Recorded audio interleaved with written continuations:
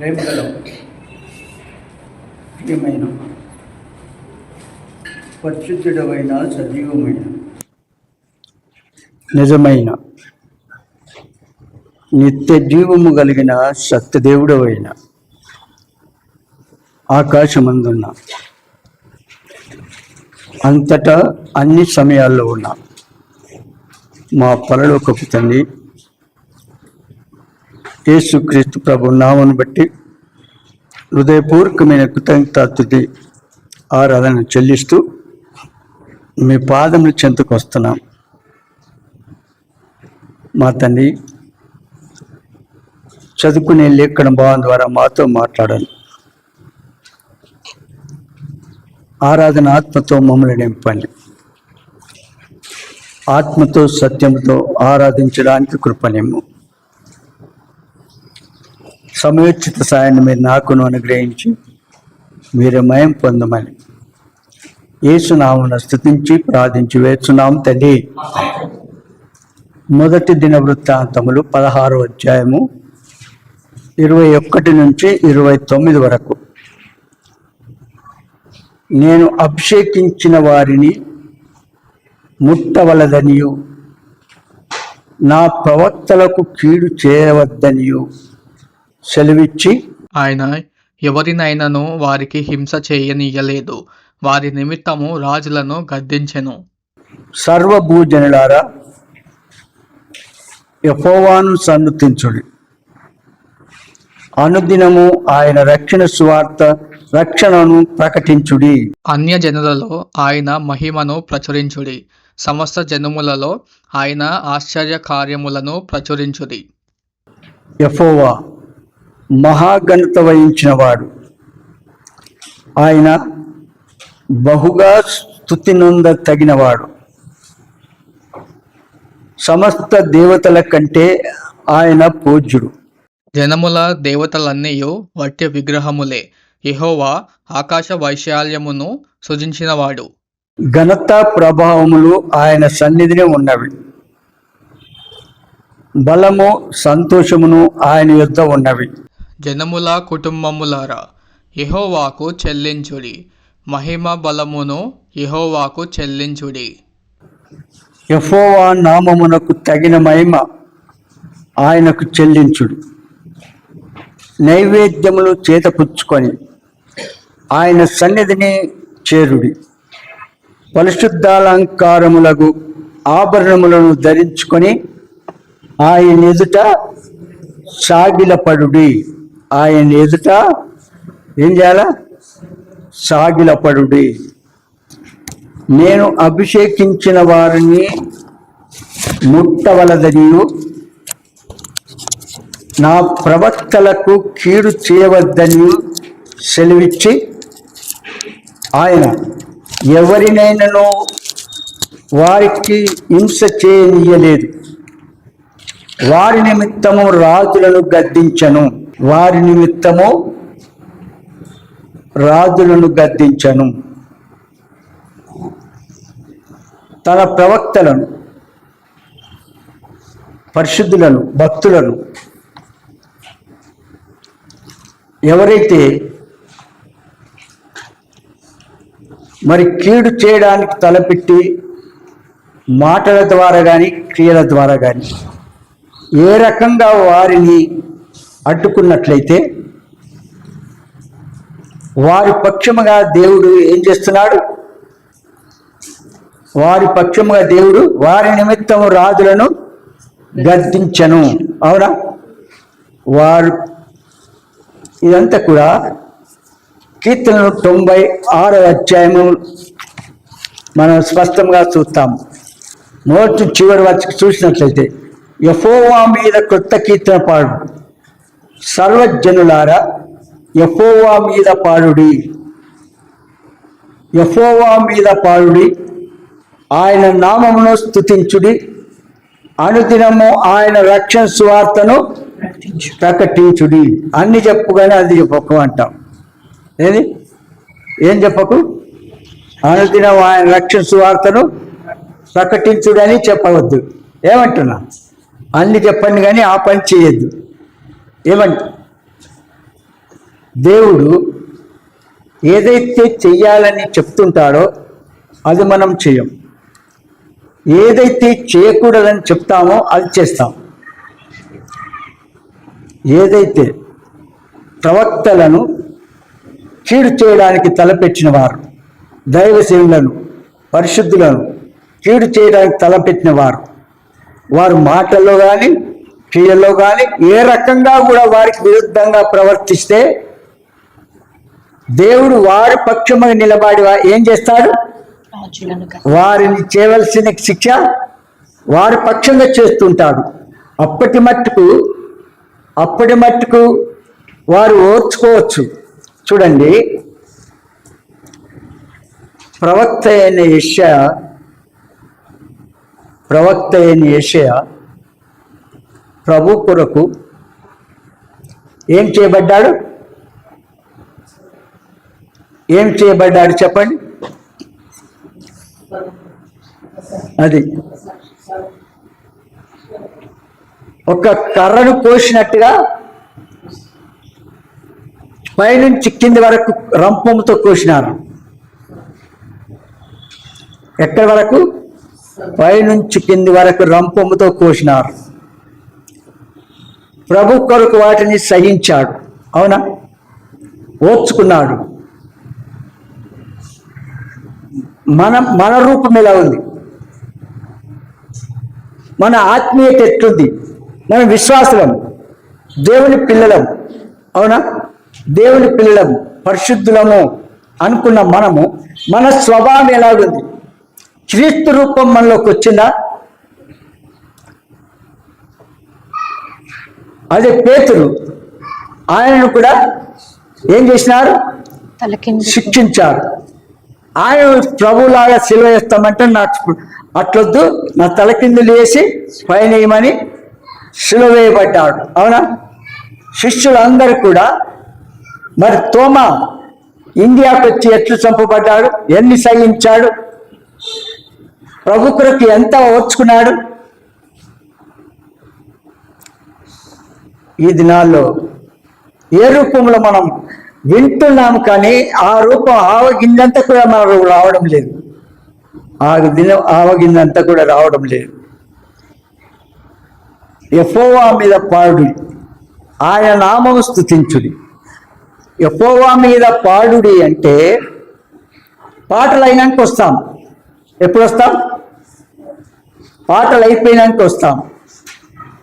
చూడండి ఎట్లా ఉందో. తర్వాత అనుదినము ఆయన రక్షణ సువార్త ప్రకటించుడి. ఏం చేయాల? అనుదినము ఆయన రక్షణ సువార్తను ప్రకటించుడి. మనం ఆ పని దేవుడు ఏదైతే చేయాలంటాడో అది చేయలేము. అన్య జనులలో ఆయన మహిమను ప్రచురించుడి. అన్య జనులలో ఆయన మహిమను ప్రచురించుడి. ఈ 2-3 రోజుల్లో మా దగ్గరకు ఒకరు ఎవరు అన్యుడు వచ్చినాడు. అన్యుడు, విగ్రహారాధికుడు. సలోము వాళ్ళ బంధువు. వాళ్ళు నమ్మలేదు, వేరే వాళ్ళు. ఆయన వచ్చిన తర్వాత ఒక పాట పాడి ఆయనకు దేవుని వాక్యం చెప్పండి అన్నారు. నువ్వు పాట పాడ, ఆయన కూర్చోడమే గొప్ప అంటే పాట పాడి అన్నారు. ఒక పాట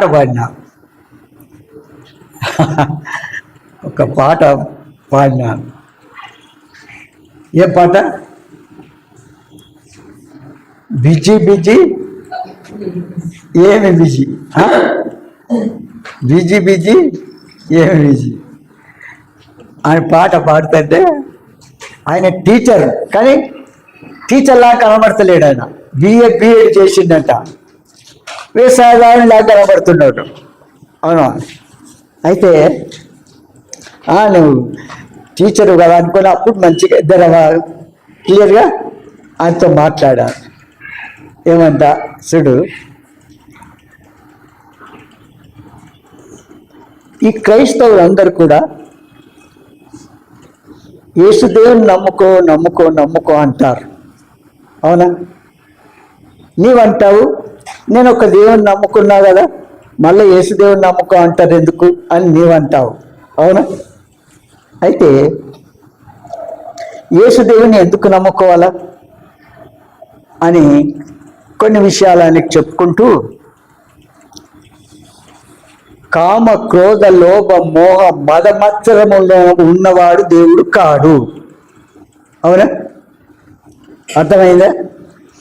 కామము, క్రోధము, మదము, మత్సరము ఇవన్నీ ఉన్నవాడు దేవుడు కాడు. నీవు ఏ దేవుడినైతే ఆరాధన చేస్తున్నావో మొక్కుతున్నావో వాళ్ళు ఒక్కరిలో ఈ లక్షణాలు లేవని చెప్పు నువ్వు అన్నా. వారిలో ఈ లక్షణాలు లేవని చెప్పు అన్నా. సైలెంట్గా ఉన్నాడు. ఏమన్నాడు? వాడు దేవుడు, వాస్తవంగా దేవుడైతే స్త్రీ పురుషులను పుట్టించిన వాడు దేవుడు. అవునా? ఆయన పుట్టించి వారిని ఆయన్నే పెళ్లి చేసుకుంటాడా? ఒక స్త్రీని తన కొరకు పుట్టించుండు అనుకున్నాం. ఆయన ఆ పుట్టించిన వ్యక్తిని ఈయన భార్యగా చేసుకోవడం మంచిదేనా? వాస్తవమేనా? అది చెప్పండి, సత్యమేనా? దేవునికి భార్య పిల్లలు ఉంటారా? దేవుడు పరిశుద్ధుడు. ఏమంటారు? పాపం లేనివాడు దేవుడు. అలాంటప్పుడు యేసు సర్వలోక సృష్టికర్త, మనతో మాట్లాడే దేవుడు. ఒక మంచి వెండి బంగారములతో చేయబడినటువంటి ఒక రూపాన్ని చేసుకొని పెట్టినప్పుడు మనుషుల ద్వారా, కంసాల ద్వారా, ఇంకెవరి ద్వారా చేసుకొని పెడితే ఎక్కడ పెడితే అక్కడే ఉంటుంది. అన్ని అవయవాలు అన్నీ ఉంటాయి. కళ్ళు ఉంటాయి, ముక్కు ఉంటాయి, నోరు ఉంటాయి, చేతులు ఉంటాయి, కాళ్ళు ఉంటాయి, అన్నీ ఉంటాయి. ఏంగా? కళ్ళుండి చూడడు, నోరుండి మాట్లాడు, ముక్కుండి వాసన చూడదు, చేతులుండి పనిచేస్తాయా? అందుకే యేసు దేవుని నమ్ముకో అన్నారు. ఎందుకు? ఆయన మనతో మాట్లాడే దేవుడు, మన పాపములు క్షమించే దేవుడు, మన నిత్య జీవానికి వారసులుగా చేసే దేవుడు. మన ఆత్మ పరమాత్మను తెలియడానికి ఆయన మన కొరకు భూలోకంలో పంపించి, ఏ పాపం లేనటువంటి వాడు, ఏ దోషం లేనటువంటి వాడు మరి భూలోకంలో జన్మించాల, పాపుల కొరకు రక్తములు కార్చాలి. ఎవరైనా ఒక్కరున్నారా లోకంలో? యేసు దేవుడు తప్ప ఎవరు కూడా లేరు. బైబిల్లో రాయబడింది, నీతిమంతుడు లేడు, ఒక్కడు కూడా లేడు. మేలు చేసేవాడు ఉన్నాడా? ఒక్కడు కూడా లేడు. ఆ దేవుడు, నిన్ను నన్ను సృష్టించిన ఆ యేసు దేవుడే ఆత్మస్వరూపైన దేవుడు శరీరధారి రక్షకుడుగా భూలోకంలో జన్మించాడు. లేఖనముల ప్రకారం 33.5 సంవత్సరాలు ఉన్నాడు. 3.5 సంవత్సరాలు సువార్త ప్రకటించి అనేకులు దేవుడు అనిపించుకోవడానికి అనేక అద్భుత కార్యాలు, మహత్కార్యాలు, గొప్ప కార్యాలు, సూచక్రియలు జరిగించాడు. చనిపోయిన వారిని లేపినాడు. 5 రొట్టెలు 2 చేపలు 5,000 మందికి పంచిపెట్టి 12 గంపలు మిగిల్చి చేసినాడు. సముద్రంలో పాయలు చేసి 6 నెలల తన ప్రజలు నడిపించాడు. ఇవన్నీ దేవుడు అనిపించుకోవడానికి కొన్ని చేశాడు. అయితే ఆ యేసు దేవుడు భూలోకానికి ఎందుకు వచ్చినాడంటే పాపులను రక్షించడానికి వచ్చినాడు, కానీ శిక్షించడానికి రాలేదు. ఎంత పాపి అయినా సరే, నీ పాపము రక్తం వల్ల ఎర్రనివైనను అవి ఇనుము వల్ల తెల్లగా చేస్తాను. నీ పాపములు కెంపు వల్ల ఎర్రనివైనను అవి గొర్రెబెచ్చు వల్ల తెల్లగా చేస్తాను. ఘోర గజ దొంగలను అలాంటి వారిని కూడా వారు నేను పాపం చేసినాను, నన్ను క్షమించంటే క్షమించాడు. విన్నారా? అలాంటి దేవుడు మన పాపములను క్షమించి మన ఆత్మ పరమాత్మ దగ్గరికి చేరడానికి, పరలోకానికి వెళ్ళడానికి మనకు మార్గమును సిద్ధం చేసినాడు. ఆ ప్రభువును రక్షకుడుగా అంగీకరిస్తే, నమ్ముకుంటే పాపాలు క్షమిస్తాడు, నిత్య జీవానికి వారసులుగా చేస్తాడు. కనుక అందరికీ తెలియదు కనుక అన్నాడు ప్రభు, మీరు సర్వలోకానికి వెళ్ళి సర్వ సృష్టికి సువార్త ప్రకటించుడి అన్నారు. రక్షింపబడిన వారు పని ఏం చేయాలి? ఇతరులకు సువార్త ప్రకటించకపోతే ఆ సత్యదేవుని ఎట్లా తెలుస్తారు చెప్పండి? ఈ రీసెంట్గా ఒక క్రికెట్ అమ్మాయి ప్రపంచానికి గొప్ప పేరు తీసుకొచ్చింది, అవునా? ప్రపంచానికి, ఒక్క భారతదేశానికే కాదు, ఏ దేశమైతే గెలవలేరో వారితో ఆస్ట్రేలియాతో వరల్డ్ కప్పు 7 కప్పులు తీసుకున్నారు. ఎవరు? ఆస్ట్రేలియా వాళ్ళు. ఈ భారతదేశం వాళ్ళు ఎట్లా గెలుస్తారో అనుకున్నారు. అలాంటి గెలవలేనటువంటి వారి దగ్గర మాటికి ప్రభుని తలుచుకుంటూ ప్రార్థన చేస్తూ, నేనైతే గెలవలేను ప్రభా, నీ శక్తి, నీ సహాయం నాకు అవసరము, నీవే నాకు జయం కావాలని ప్రార్థన చేసుకుంటూ ఆట ఆడింది. అవి ఇచ్చిన సాక్ష్యాన్ని చూసావా? ఎలాంటి సాక్ష్యము? ప్రపంచమంతా కదిలిపోయే సాక్ష్యాన్ని ఏమంటారు? కొందరు తప్పులు పట్టినారు, కొందరు ఎవరిని ఏదో నమ్ముకుంటే వాళ్ళు చెప్పుకుంటారు. వీళ్ళు వాళ్ళ సంగతులన్నీ చెప్పినారు. కొందరి వాళ్ళు చెప్పుకోలేదా? చెప్పుకున్నారు. నమ్ముకుంది కనుక చెప్పిండ్రు, తప్పేముంది అని కూడా కొందరు అన్నారు. ఎందుకంటే మనం దేవుని పిల్లలం కనుక అది చాలా ప్రాముఖ్యమైన సబ్జెక్టు. మీరు ఇతరులకు సువార్త ప్రకటించకపోతే, మీరు ఇతరులకు నీ సాక్ష్యం ఇతరులకు చెప్పకపోతే, ఎట్లు రక్షింపబడ్డావో అది చెప్పకపోతే అది పాపం. నేను పాపం చేస్తున్నాను అనుకుంటావా? ఆజ్ఞ అతిక్రమము ఏమక్క? వాస్తవేనా? చూడు, ఏదైతే ప్రభు చెప్పింది చేయలేకపోతున్నాం. ఎన్నిసార్లు బైబిల్లో అతి శ్రేష్టమైన మాట అది చాలా ప్రాముఖ్యమైన మాట కనుక అలా చెప్పితే తెలుస్తుంది, తెలియకపోతే తెలియదు. కనుక ఏం చేయాలా? ఆయన గురించి పాడాలా, స్తుతించాలా, ఆ రక్షణ సువార్తను ప్రకటించాలా. అన్నిటిలో ఆయన మహిమను ప్రచురించుడి. చూడండి ఏమన్నారు? అన్నిటిలో ఆయన మహిమను ప్రచురించుడి. అది మన బాధ్యతనా కాదా? చెప్పండి. మన బాధ్యత ఎంతవరకు మనం చేస్తున్నాం? దేవుని పని చూడండి, అన్నిటికంటే ప్రాముఖ్యత దేవుని పని, మన సొంత పనులు కాదు. మొదట దేవునికి ప్రాధాన్యత ఇచ్చి తర్వాత మన పనులు చేసుకోవాలా. విన్నారా? నువ్వు పని చేయకపోయినా నేను పోషిస్తాడు. నువ్వు దేవుని పని చేస్తే దేవుడు ఏం చేస్తాడు? మనను తప్పకుండా. ఏలియా ఆ దినాల్లో ఆయనకు ఇల్లు వాకిలు ఉందా? చెప్పండి, ఉన్నదా? ఎవరి ఇంటికాడ పోయి వంట నచ్చి నాకు పెట్టి అన్నాడా? పెట్టిందా నువ్వు తిందా అన్నాడా? చూడండి, ఆ దేవుడు చెప్పాడు నువ్వు పని చేయ అన్నాడు. రాజు దగ్గరికి వెళ్ళు, అహాబు రాజు దగ్గరికి వెళ్ళు, నీవు నీ ప్రజలు చేసిన పాపాన్ని నిమిత్తమే 3.5 సంవత్సరాల వర్షం మంచైనా కురవదు అన్నాడు అని చెప్పమన్నాడు. దేవుడు చెప్పమన్నాడు, సంపుతాడు చేస్తాడు అని కాదు. వెళ్ళి ఆ మాట చెప్పి అక్కడి నుంచి వెళ్ళిపోను తొందరగా అన్నాడు దేవుడు. విన్నారా? చెప్పేసి మళ్ళీ ఎక్కడ వెళ్ళమన్నాడో అక్కడికి వెళ్ళిపోయాడు. పోయినాడా? అక్కడ కూర్చొని గుడిసె, ఒక మనిషి లేరు, ఒక కుటుంబం లేదు, మంచి నీళ్ళు ఇచ్చేటోళ్ళు లేరు,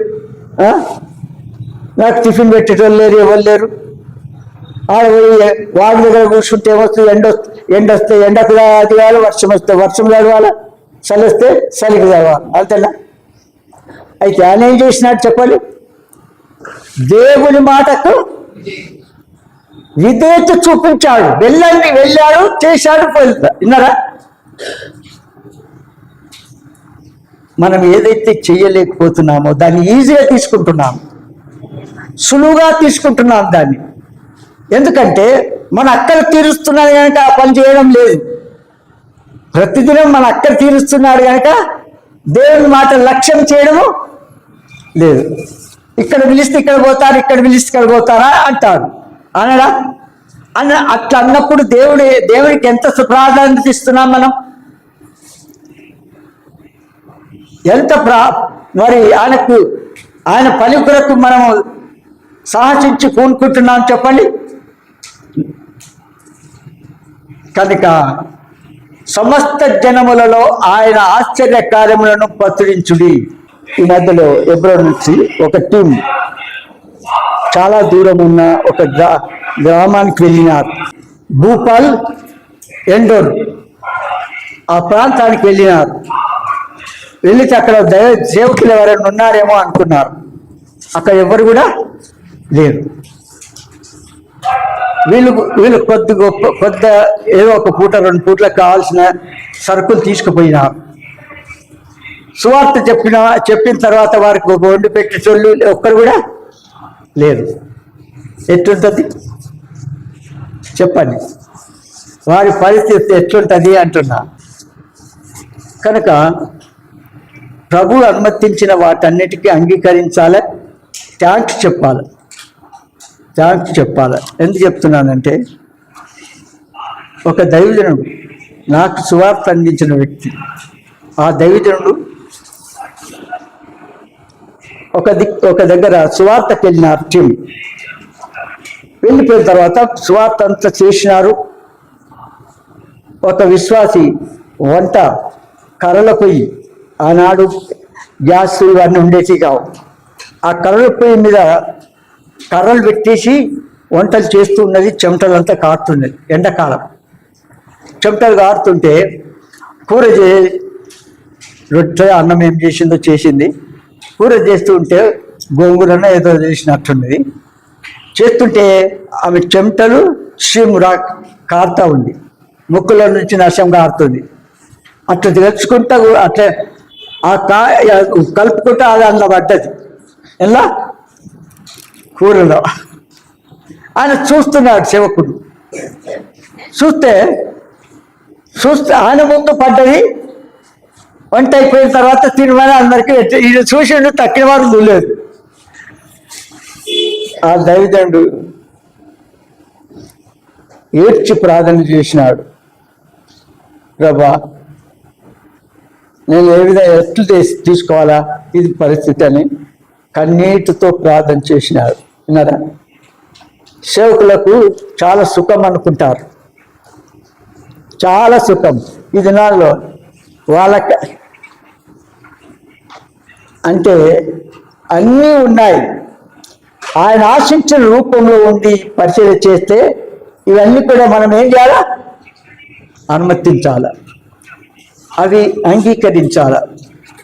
కనుక మన సుఖానుభవం కోరుకున్న ప్రజలకు ఇవన్నీ చేస్తారా? చాలా కష్టమైన పని. చూడండి 4వ వచనం 96:4. యెహోవా మహత్యము గలవాడు, ఆయన అధిక స్తోత్రము పొందదగిన వాడు, సమస్త దేవతల కంటే ఆయన పూజనీయుడు. వాస్తవమే కదా? 100కి 100 పాళ్ళు ఆయన ఒక్కడే నిజమైన సజీవమైన నిత్యజీవం కలిగిన సర్వలోక సృష్టికర్త అయిన సత్యదేవుడు. భూమి ఆకాశములు, సూర్యచంద్ర నక్షత్రములు, అందులో ఉన్న సర్వము సృష్టించిన దేవుడు యేసుదేవుడు. ఆయనకు నిరంతరము స్తుతించిన మన నోరు చాలనే చాలదు. ఎంత అద్భుత కార్యములు చేసేవాడంటే,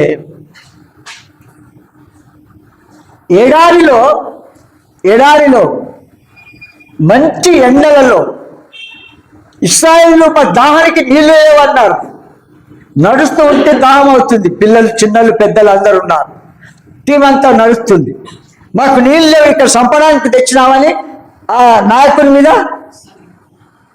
తిరుగుబడ్డారు. అవునా? ప్రభు తట్టు చూశాడు, ప్రభు చెప్పింది చేశాడు. ఆ ఎడారిలో బండలు కొట్టగా నీవని నది వలె నీళ్లు ప్రవహించాయి. నది వలె, 1-2 చుక్కలు కావు. భూమి నిలబడి ఇచ్చింది. అంత ఎక్కడ ఏం లేదు. ప్రభు వచ్చి ఇట్లా అన్నాడు, నీళ్లు ఉబ్బుకెచ్చి నీళ్లు పారుతూ ఉంటే జలచరాలు మరి ఇంకా ఆ చుట్టూ ఎంత గడ్డి చెట్లు చేమలు ఎంత అందంగా తయారైపోయాయి. అలాంటి దేవుడు ఎంత స్తుతించినా మన నోరు చాలనే చాలదు. మన అక్కలు తీర్చే దేవుడు, అన్నిటికంటే ముఖ్యంగా మన పాపాలు క్షమించే దేవుడు, పరిశుద్ధిగా మార్చి పరలోకానికి చేర్చే దేవుడు. దానంత లోకంలో ఏది కూడా లేదు. ఆత్మరక్షణ చాలా ప్రాముఖ్యమైంది. ఒక సర్వలోకాన్ని సంపాదించుకుంటాడు అనుకో, ఇవన్నీ మన వెంబడి వస్తాయా? వెండి బంగారాలు చూడండి. దుబాయ్లో నేను న్యూస్లో చూస్తున్నా కనుక చెప్తున్నా, దుబాయ్లో షేక్స్ ఉన్నారు. షేక్స్ అంటే ఆ ముస్లిం దాంట్లో మరి ప్రత్యేకించబడిన వారు షేక్స్. వాళ్ళ ఇళ్లలో, వారి ప్రతి ఒక్కరి ఇళ్లలో ఆ బంగారపు ఇటుకలు ఇంత పెద్ద హాల్లో పేర్చి ఉన్నాయి. వారి భార్యలకు బంగారంతో అలంకరింపజేస్తారు. వాళ్ళని వెళ్ళిపోయి ఎక్కడ పంపరు, ఇంట్లోనే ఉంటారు. ఒకరికి 4-5 మంది భార్యలు ఉంటారు. ఎంతమంది చేసుకుని వాళ్ళ లెక్కల ఉండదు. విన్నారా? ఇట్లు ఇవన్నీ ఉంటే మనకు దేవుడు గుర్తొస్తాడా? చూడండి. కనుక మనం ఉన్న కొద్ది దాంట్లో కూడా నమ్మకంగా ఉంటే, ప్రభు చెప్పింది చేస్తే దానంతలో ఇంకా లోకంలో ఒక్కటి కూడా లేదు. అందుకొనకే యెహోవా మహత్యం గలవాడు, ఆయన అధిక స్తోత్రము పొందదగినవాడు, సమస్త దేవతల కంటే ఆయన పూజనీయుడు. అలాంటి దేవుని మనం కలిగి ఉన్నాం. వాస్తవం కదా? దేవుడు కాదని చెప్పుకున్న ప్రజలు లోకంలో ఎంతోమంది ఉన్నారు కదా? దేవుడు నామకార్థంగా జీవించే ఎంతో మంది ఉన్నారు. మనం ప్రత్యేకించబడిన జనాంగము చేయబడి ఆయన పరిశుద్ధ రక్తంతో మనం పరిశుద్ధంగా తీర్చబడిన మనము ఎంతగా స్తుతిస్తున్నాం, ఎంతగా ఆరాధిస్తున్నాం, ఎంతగా ఆ ప్రభువును గణపరుస్తున్నాం చెప్పండి. ఇందులో ప్రభు చెప్పినట్టుగా ఉంటే ఒక వ్యక్తిని కానీ 2-2గా సువార్త ప్రకటించి తీసుకొస్తే ఎంతమంది అవుతారు? 10 మంది అయితే 10 మందిని తీసుకొస్తే 10 మందికి 10 వస్తారా రారా? ఎవరికి నేను సువార్త చెప్పినాను, నేను ఇది తీసుకొచ్చినా అని చెప్పండి. సుధం చెప్తారా? చెప్పండి. మీ మారుమనసు పొందినప్పటి నుండి చెప్పినానని చెప్పండి. సుధం ఆ దినాలు మీకు చెప్పినాను నేను. నా ఏమంటారు, నేను స్టూడెంట్ వాస్తవంగా 11th క్లాస్ 12th క్లాస్లో ఉన్నాను నేను. అప్పుడు ఆ స్టూడెంట్గా ఉంటే స్టూడెంట్స్ మధ్య పరిచయం తీసుకొచ్చాను. ఆ జీల్ మీకు ఎందుకు రాదు? అది చెయ్యాలన్న ఆశ మీకు ఎందుకు లేదు? మీరు ఆత్మీయులంటే నాకెంత భక్తి ఉంది, బైబిల్ అంతా నాకు వచ్చు, ఎందుకు నీకు వచ్చి అంటున్నా? సైతానికి వస్తుంది, నోట్లు ఏం చేస్తుంది? బైబిల్ లేకుండా మాట్లాడేస్తుంది, రెఫరెన్స్ ఇస్తుంది. ఇవ్వదా? గొప్పలు చెప్పుకోవడం కాదు, దేవుడు చెప్పింది ఏం చేస్తున్నాం మనం, ఎంత స్తుతించాలా అలాంటి దేవుణ్ణి. ఇంకా చాలా సంగతులు ఉన్నాయి. 5వ వచనంలో చివరి 2వ లైన్, యెహోవా ఆకాశ విశాలమును సృజించిన వాడు, ఘనత ప్రభావములు ఆయన సన్నిధిలో ఉన్నవి. బల సౌందర్యములు ఆయన పరిశుద్ధ స్థలంలో ఉన్నవి. జనముల కుటుంబములారా యెహోవాకు చెల్లించుడి, మహిమ బలములు యెహోవాకు చెల్లించుడి. యెహోవా నామములకు తగిన మహిమ ఆయనకు చెల్లించుడి. నైవేద్యము తీసుకొని ఆయన ఆవరణంలోనికి రండి. ఆ దినాల్లో దేవుడు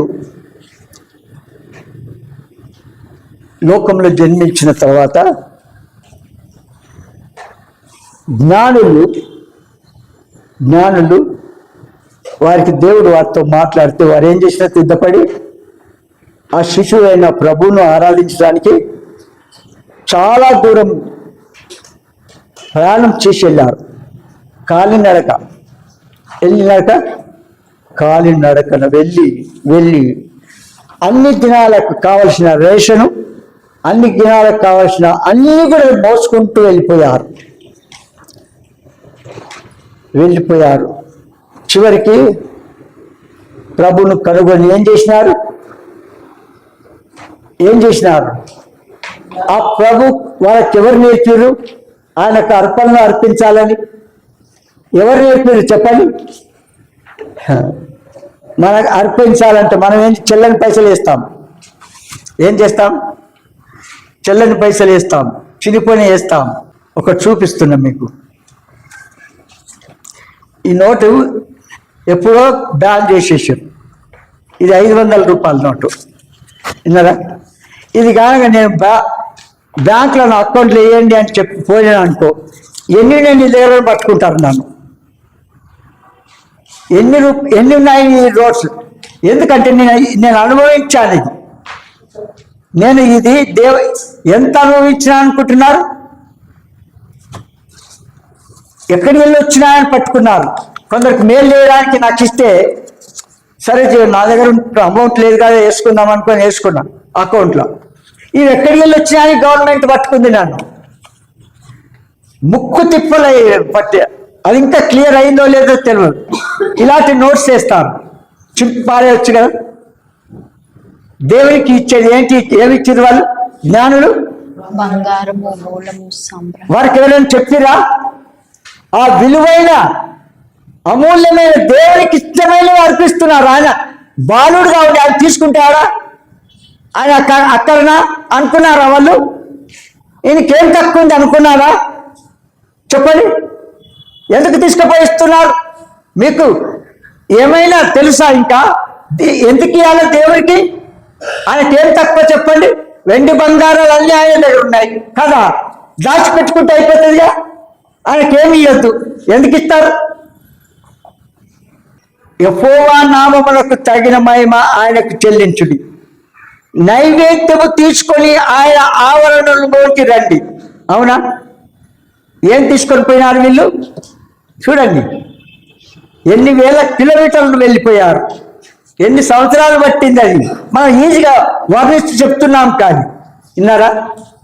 చాలా రోజులు పట్టింది, అంత దినం ప్రయాణం. మనం ఇక్కడి నుంచి ఇక్కడ రావడానికి మనకు ఆటో కావాలా, దొరకకపోతే ఇంట్లో వండుకుంటాం కదా. కనుక ఇంకేమంటారు? పరిశుద్ధ అలంకారాలు ధరించుకొని యెహోవాకు నమస్కారం చేయుడి. సర్వభూజనులారా ఆయన సన్నిధిని వరకుడి.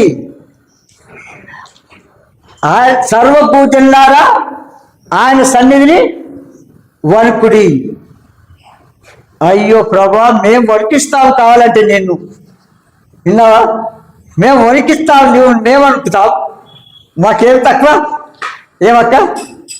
చూడండి, మన అంటే లోపల ఉన్న స్వభావం క్రియల ద్వారా చూపిస్తాం. మనం నోటితో అనం, మన క్రియలు చెప్తుంటాయి. క్రియలు ఏమని సాక్ష్యం ఇస్తాయో మన క్రియలే చెప్తాయి. ఏం తప్ప అక్కర్లేదు, ఏం అక్కర్లేదు. యెహోవా కనుక ఇవన్నీ అలాంటి దేవుని ఎంత స్తుతించినా మన నోరు చాలనే చాలదు. మొదటి దినవృత్తాంతములు 16 కొన్ని మాటలు చూసుకొని ఆరాధనకి వెళ్తాం. నేను అభిషేకించిన వారిని ముట్టవలదని నా ప్రవక్తకు కీడు చేయవద్దని సెలవిచ్చి ఆయన ఎవరినైనా వారికి హింస చేయనీయలేదు. వారి నిమిత్తం రాజులను గద్దించను. సర్వభూజనులారా యెహోవాను సన్నుతించుడి, అనుదినము ఆయన రక్షణ ప్రకటించుడి. అన్యజనులలో ఆయన మహిమను ప్రచురించుడి, సమస్త జనులలో ఆయన ఆశ్చర్యకారులు ప్రచురించుడి. యెహోవా మహాఘనత వహించిన వాడు, ఆయన బహుగా స్తుతినందదగిన వాడు. సమస్త దేవతల కంటే ఆయన పూజ్యుడు. జనముల దేవతలన్నిటి వట్టి విగ్రహములే. యెహోవా ఆకాశ వైశాలను సృజించిన వాడు. కనుక అలాంటి దేవుని మనం ఏం చేస్తాం? ఆరాధన చేస్తాం.